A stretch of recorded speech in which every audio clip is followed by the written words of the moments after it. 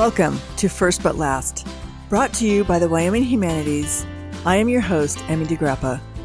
Wyoming is called the Equality State because we were the first to give women the right to vote. 150 years later, we wonder what Wyoming women think about the progress toward equality now. Let's find out, and thank you for listening.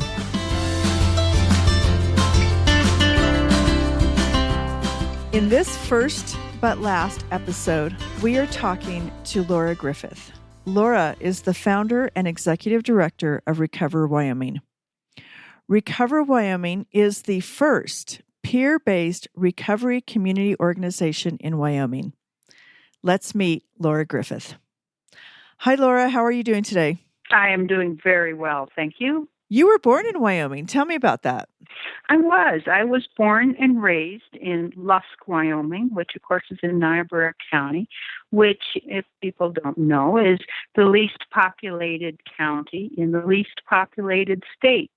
Now, my sister and I once used that in a grant proposal to Oprah for the library in Lusk. The funding was not successful, but I think it's a great line to be able to explain how really remote it is growing up in Niobrara County. Oh, yeah. So what was your childhood like? Did you grow up on a ranch? No, I was a town kid. I wanted to be a ranch kid, but I was a town kid. My father was editor, publisher of the Lusk Herald, the newspaper there, as was his father before him, who was in the newspaper with my grandmother. That grandmother was actually one of the first white women that was born in Niobrara County. So we grew up with printer's ink in our veins, and I grew up working there summers and after schools, but I did have a 4-H project. I had a horse project growing up. Lusk is an amazing place to grow up because the safety and the freedom and everyone knows everyone, which of course can also be a downside because when I would get into trouble, which is quite often, my father would know long before I even got home because he would hear it on the phone or through someone else. So it's very tight-knit, very loving and supportive. It's a great community. So when you say it's the least populated town in Wyoming, what's the population? Oh my gosh, it's the least populated county in the least populated state. Oh, I'm sorry, it's the least populated county. Do you know what that number is? I do not know what it is now. It is even smaller now than it was when I grew up there in the 50s, 60s, and early 70s. Oh, okay. That must be because of your father's influence, why you have a bachelor's in communication. Well, that could be. That could be. Well, what was your inspiration to start Recover Wyoming? Well, after my journey, of course, includes a long slide into alcoholism, which I emerged because of long-term treatment here in Cheyenne 15 years ago. And shortly after I got sober, I was hired by the Wyoming Department of Health to work in, through Miracles That Happen in Recovery, the Substance Abuse and Mental Health Division at the Department of Health. And that was an amazing place to be in early recovery.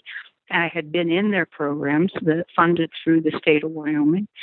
I was there for 7 years, and as I spent time there, I learned that what my heart really wanted to do was work one-on-one with people to find a doorway to recovery.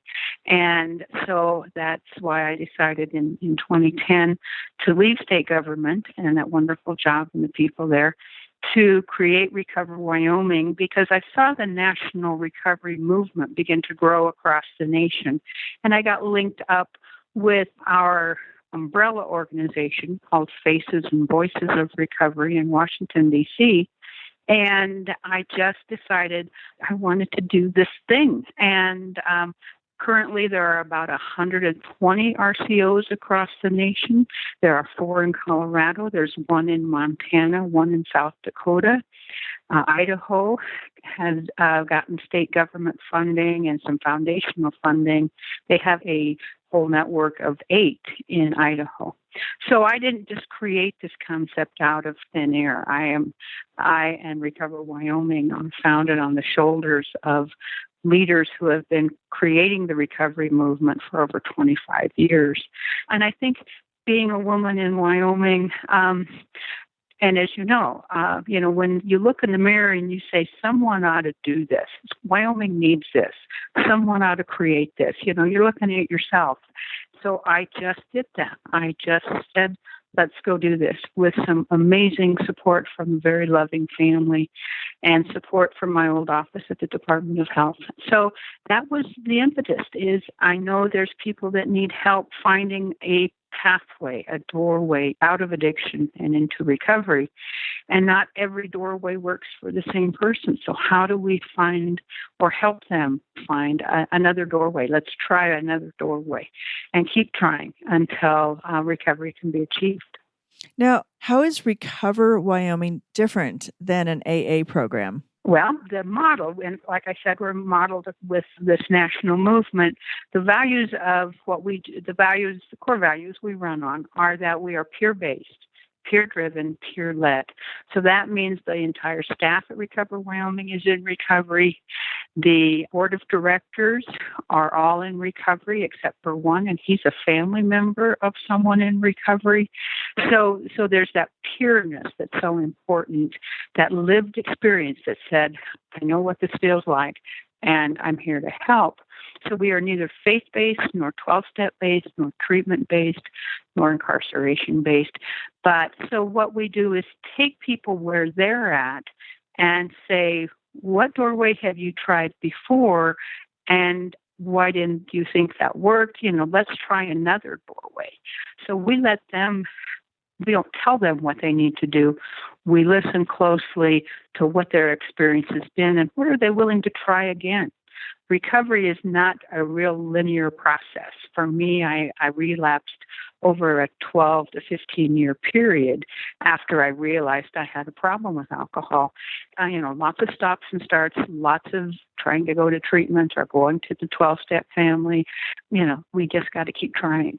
Okay, so this is just taking people down a different pathway than AA in terms of this is what works for some people, but maybe doesn't work for other people?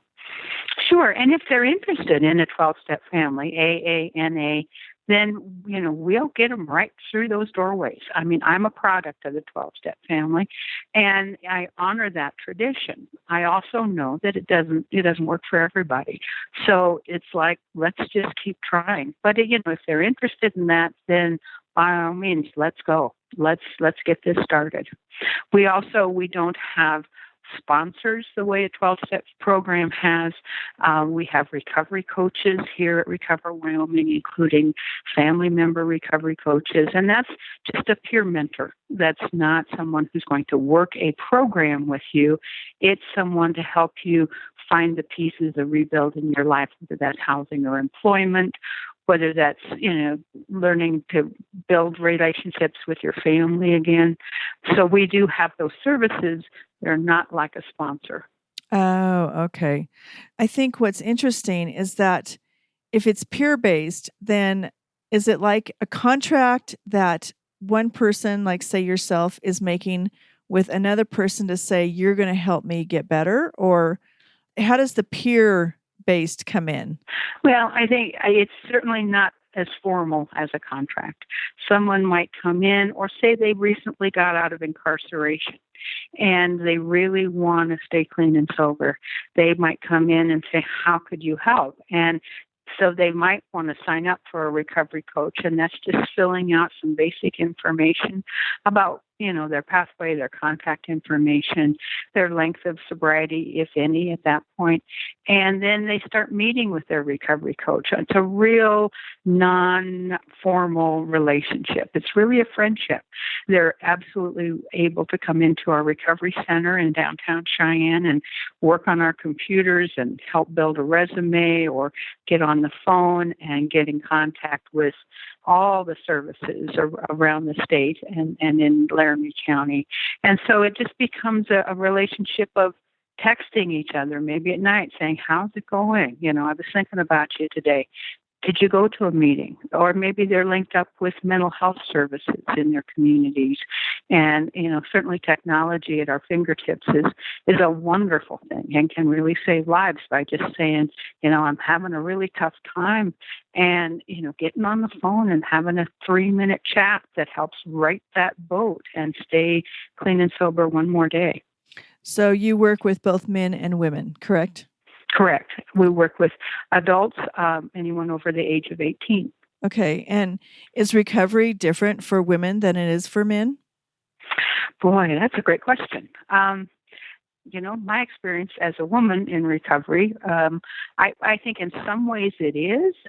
Some ways the commitment that, not to stereotype, but that women have with children in their family kind of can complicate recovery because they've got to not only think about themselves, but they may be, like I was, a single parent and trying to, manage family life as well as their own sobriety.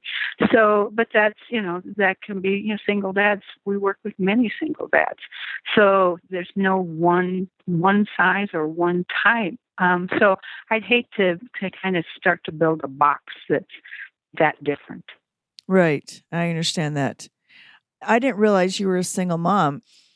Do you think that being a single mom could contribute to alcoholism because you're stressed out? In my case, I think you're absolutely right. I really came into, although I did drink when I was in high school a little bit, the 16 years that I was married, alcohol did not play a role in that very much. It was after I left and went back to the University of Wyoming with a 3-year-old and a 7-year-old that about a year into that, I was working part-time for the university and managing my kids' lives of soccer and football and music and school, and also going to college full-time, that alcohol began to play a bigger role in my life. And I think in the beginning, it was about relaxing. It was about just kind of tuning out. It was about going down to the cowboy bar and dancing with friends and having a good time as a single person. And then it changed. Over the course of about a year and a half or two, it began to take over my life. And of course, the disease of alcoholism, the disease of addiction, is a brain disorder that somewhere in my brain, the chemistry changed during that period, and I became an addicted person, and then I call it from that point forward the bobsled ride to hell, because for me and for many women, the disease of alcoholism can take us real quickly. That's something to do with the way that we metabolize alcohol and the way that our brain reacts to alcohol. So we tend to fall into this category much quicker than men. Men can have a much longer drinking career and still manage well. And not to say that some women can't, but we also tend to get worse quicker into that. So I do think that played a part in it. On the flip side of that, my kids and my family are just remarkable. And they also are the catalyst for my never giving up, even though it took a long time, and that somehow I was going to get out of this, and I was going to be okay eventually. And so, yes, stress may have caused it, but again, and my family had to step away from me for a while, and then I had to let them come back in their own time when I finally got into solid recovery. Wow. Have your children seen an amazing difference in your relationship with them after you recovered? Absolutely. And it was as if I had gone away for a while, and then I came back to who I really was. My younger sister, who is one of our family member recovery coaches, Lynn Carlson, says that my disease, that alcoholism, was actually one of the best things that ever happened to our family. Partly really saying that we had to get healthier as a family. And that has been we don't tap dance. We don't pretend. We just kind of be real honest with each other. And so that honesty has really been valuable to all of us as we've matured into a family, and now I have grandchildren. And, so that's, yes, I saw a remarkable difference. Every day, I live in a life of recovery, which means that decisions are always weighed under the caveat of, is this recovery behavior? The way the staff at Recover Wyoming have to practice this every day. We model this. I mean, that's one of the most powerful things we can do is model integrity, honesty, and professionalism. It's always part of my decision, just, in breathing almost every day. Right. And when you first started talking about Recover Wyoming, was there any one person that you can look back to that really inspired you, that helped you walk forward and take a step to create this program? Well, there is a couple, and one of them his name is William White. Bill White is really the national guru of the recovery movement, and if you Google him, he is in recovery. He also is a PhD researcher, and he has written extensively and conducted huge amounts of research on addiction and recovery. I got to see him speak at a conference when I was at the Department of Health, and he really had put out a call during that presentation that we all need to be engaged. We all need to change the conversation about addiction and to create a culture of recovery. And I sat there and I thought, this is what I want to do. I mean, it really was a catalyst for me. And the good news is I've got to talk to Bill about that over the years. And he's watched Recover Wyoming grow and develop and thrive. And so he was kind of my national catalyst. Locally, I had the good fortune. It's a very interesting story, and I also have 4 DUIs on my record. I was an incorrigible drunk driver. And the last time is how I got from Laramie to Cheyenne, and that was in the backseat of a highway patrol car. And that the chaplain at Laramie County Detention Center was Roger McDaniel, and his wife Pat also worked in the jail with women who were in there and had addiction issues. And so it's fascinating because actually my father was in state government and knew Roger from from years ago.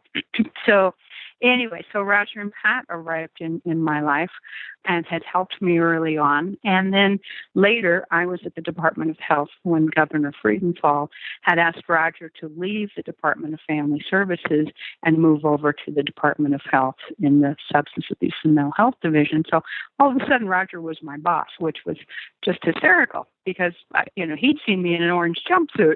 That not a lot of people can say that beyond my family. And anyway, so Roger really was a catalyst for me to follow this stream. And even though it meant resigning my position with him at the Department of Health and taking this leap of faith that says, I want to create Recover Wyoming. And he and Pat continue to be absolute supporters for us. Pat was on our very first board of directors.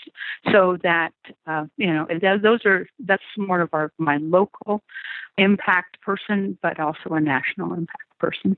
That is excellent. That's a great story. And it's great to hear that you really have those people of inspiration still in your life. Mm-hmm.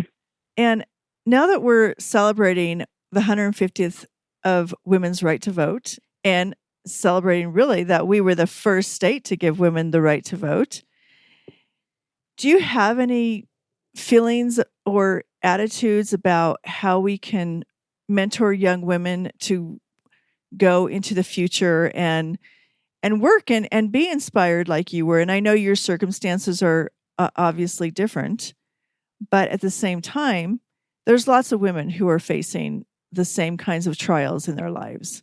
What do you have to say to them? Well, I think that we continue to evolve in developing women as leaders, women as business people. And, that when I was in Laramie, I was a member of the Leadership Laramie class.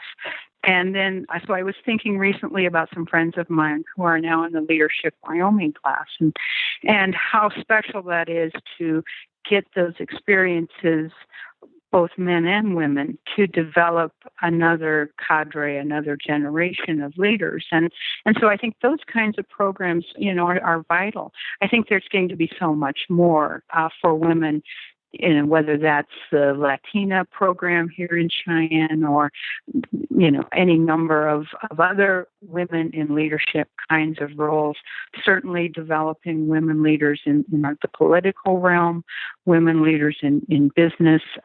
I think that the nonprofit sector, because it tends to be heavily led by women, is also a place to develop another generation of leaders through education and training opportunities, through empowerment and mentoring roles. It's so important to kind of bring them along. And I hope that I've done that for maybe some of the interns that have worked at Recover Wyoming while they were in college, and to be that kind of role model for them, no matter where they end up. So here's my last question, because I think it's so interesting that you started this program in Wyoming. And I'm just curious, what is the numbers of people who are addicted in Wyoming? Do you know? That's a very good question. I do not know. I mean, it's really hard. How do you define addicted? How do you find that data? Because people can be addicted and never touch the criminal justice system. So, like I did with the DUIs. And so it's a really hard data point to find out. It's interesting because nationally there are like 20 million people who need treatment in the nation. Wyoming has a treatment system. I'm a product of that treatment system, and I honor that. Actually, the federal block grant had paid for me to finally get the treatment I needed to save my life. But there are also 24 million Americans, it's estimated, that are in recovery. I mean, they are also your neighbors, your family, your employees. They're also in every walk of our lives as well. They're very quiet, and that's sort of a testimony to stigma and the fear of people finding out. And so, that's also one of the things we need, is to be loud about recovery. Loud about, there is the change for this. Yes, people die. Yes, we drive on the highways and we make the world dangerous. And that is the addicted person. On the flip side, there's also all these people in recovery that are around us. They're elected officials. They're the baker. They're your doctor. They're everywhere. And so I really don't have those data points. And I don't know that you can ever really find them. It would be quite a survey to do. Yeah. Now that you're saying that, I agree with you. Well, it's been a pleasure talking to you, Laura, and I wish you well. Well, thank you. It's been a joy too. We're all so connected. It's important to be sharing these messages. Absolutely. Thank you. Thank you for listening to First But Last, brought to you by the Wyoming Humanities. Please join us again next week as we continue our conversations with women from around the state. You can also find us at thinkwy.org, where we continue the conversation on our blog about the history, journey, and the challenges of Wyoming's intrepid women living in the equality state. And if you enjoyed this episode, please subscribe to the show and leave us a review on iTunes. Thank you for listening.